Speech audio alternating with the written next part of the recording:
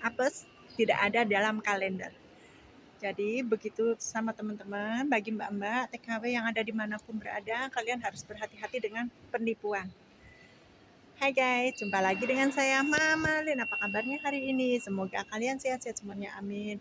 Ma akan menceritakan pengalaman pribadi ya yang terjadi di minggu-minggu ini. Alhamdulillah hari ini saya udah baik-baik saja, saya udah bisa sadar diri karena kemarin saya kena hipnotis guys. Jadi ceritanya Ma itu mengenal seseorang ya di Facebook Pro. Sebenarnya banyak banget yang kenalan yang Ma kenal karena Ma itu konten kreator ya, mencoba lagi belajar konten gitu. Dan tiba-tiba pada hari Minggu itu seseorang itu minta nomor HP. Biasanya kan saya nggak pernah kasih, tahu-tahu kok saya tergiur dengan ceritanya ya. Ceritanya itu kasihan banget karena katanya dia punya anak dan dia tetangga saya yang ada di Indonesia waktu itu. Akhirnya saya tergiur dan akhirnya saya memberikan nomor HP-nya. Tujuan saya hanya pengen menolong ya, karena katanya dia itu ada di laut dan butuh bantuan seperti itu.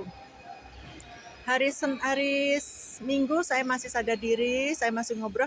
Bahkan itu sebenarnya saya udah curiga, ini kayak kamu kayak mau hipnotis saya, karena ciri-ciri orang yang mau dihipnotis itu adalah disuruh sendirian ya, ngobrolnya nggak boleh di keramaian. Kedua, itu kita itu kayak hilang gitu, fokus ke pembicaraannya, dia aja yang ngobrol. Nah hari Senin itu saya sebenarnya udah curiga kenapa gitu kok, tapi badan itu terasa lemes gitu, kayak lemes banget, kayak kayak sedih ya, ada perasaannya fokus ke dia gitu. Terus dan dimintakan syarat-syaratnya, termasuk kita diminta nomor KTP Indonesia, dokumen kita ya, atau nomor rekening bank. Saya nurut aja waktu itu kayak nggak sadar ya, nggak iling jari wong Cirebon ya.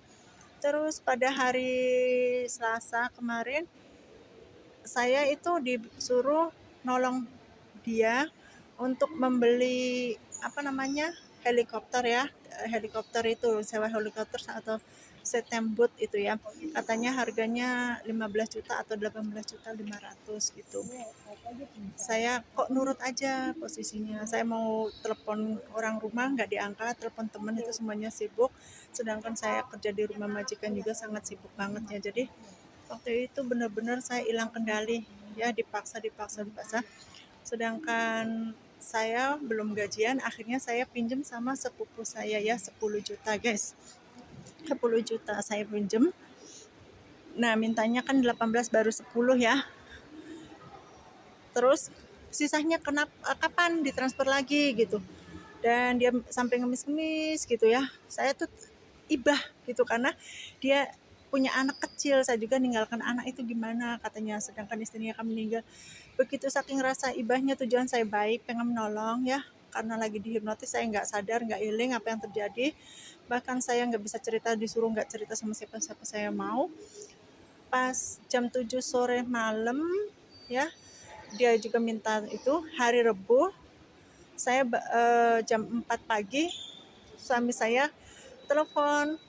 Terus saya baru iling. Nah setelah iling itu saya juga masih dipaksa. Akhirnya saya telepon bertiga. Suami saya nyadarin banyak istighfar apa. Nah setelah sadar saya dipaksa untuk transfer lagi yang kurangannya yang 8 juta lebih ya. Saya terus saya bilang nggak bisa transfer, saya pun diancam dan bahkan katanya nanti dilaporkan ke KJRI, nanti bakalan dihukum, dan saya nggak takut sudah, karena udah hilang itu ilmu hipnotis itu, udah hilang, udah agak luntur ya, tapi batin saya itu masih lemes kayak nggak sadar gitu. Jadi walaupun kita di rumah majikan kerja, kita itu pikirannya udah kayak kosong gitu loh guys. Ciri-ciri orang kena hipnotis itu ya.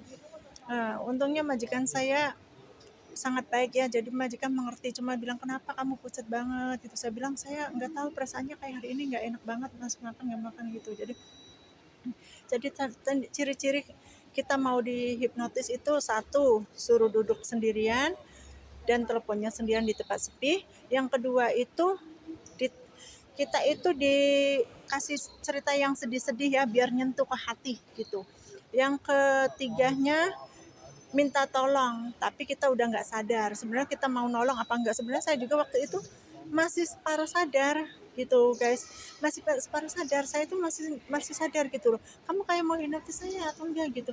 Tapi di bawah alam sadar lagi saya kasihan lihat dia pengen kangen sama anaknya gitu, apalagi dia ada di laut. Jadi di situ letak orang kayak saya ini, orangnya udah belas kasihan ya. Jadi buat mbak-mbak yang ada di Hong Kong atau dimanapun berada TKW, kebaikan kita itu tujuannya kita berbuat baik, tapi kadang disalahgunakan. Jadi hati-hati ya terhadap penipuan, terhadap modus. Cukup saya pribadi, semoga pengalaman pribadi saya bisa bermanfaat buat kalian. Kalian harus berhati-hati, apalagi saya hilang 10 juta ya, gaji 1 bulan di Hong Kong. Jadi saya menghimbau kalian hati-hati, jangan kasihkan nomor HP kepada siapapun atau data pribadi kalian. Terima kasih yang udah menonton video saya. Semoga bermanfaat.